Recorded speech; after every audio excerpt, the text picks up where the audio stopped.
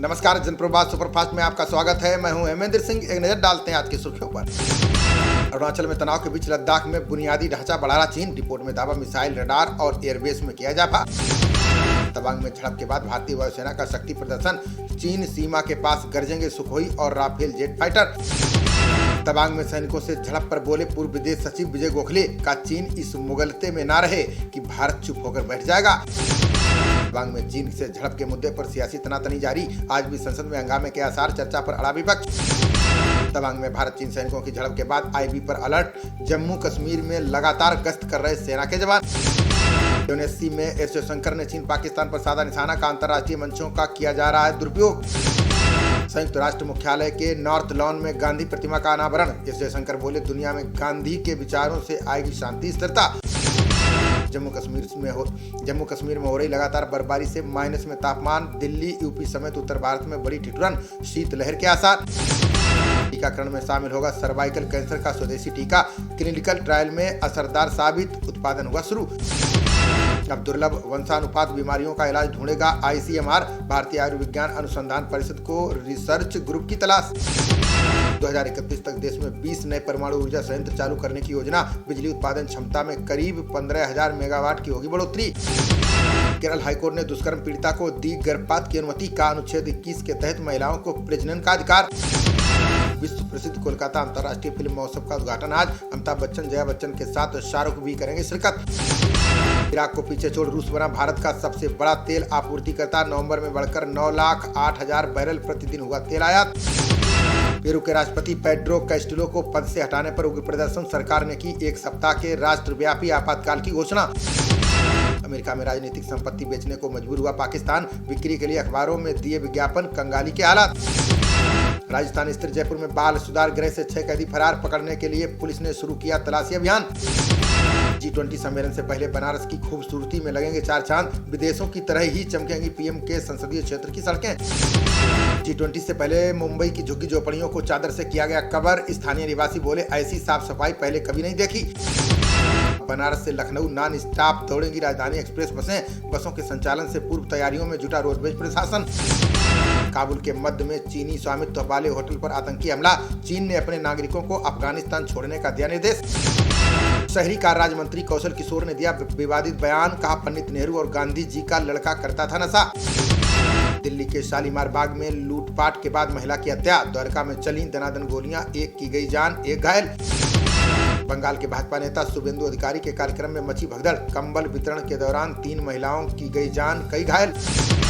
महाराष्ट्र कर्नाटक विवाद के समाधान को बनेगी संयुक्त मंत्री स्तरीय टीम। गृह मंत्री अमित शाह ने दोनों राज्यों के मुख्यमंत्रियों को दिया निर्देश।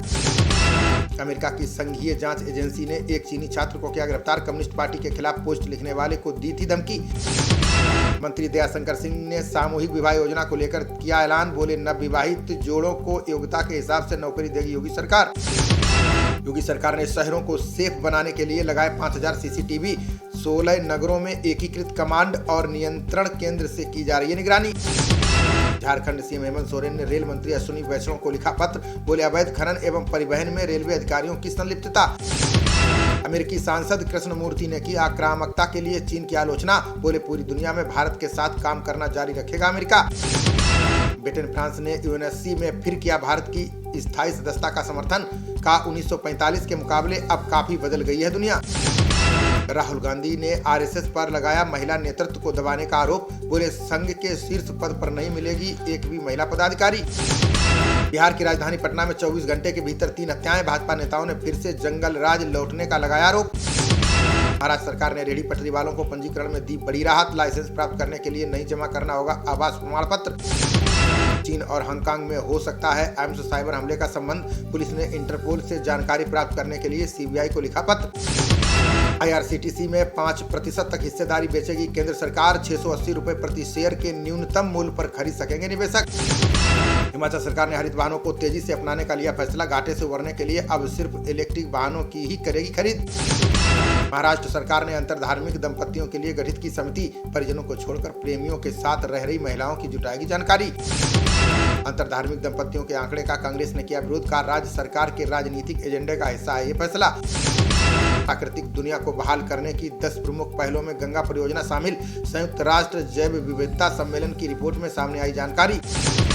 गौतम बुद्ध नगर जिले में 44 उप निरीक्षकों का तबादला, कानून व्यवस्था को चाक चौबंद करने के लिए प्रशासन ने लिया फैसला।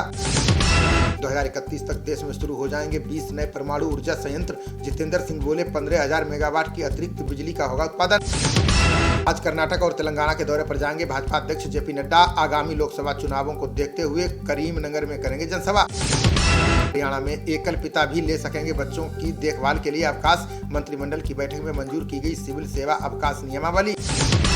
हरियाणा ने समान प्रकृति के कार्य वाले विभागों का किया विलय, विभागों के कामकाज में तालमेल बिठाने के लिए पुनर्गठन को मंजूरी।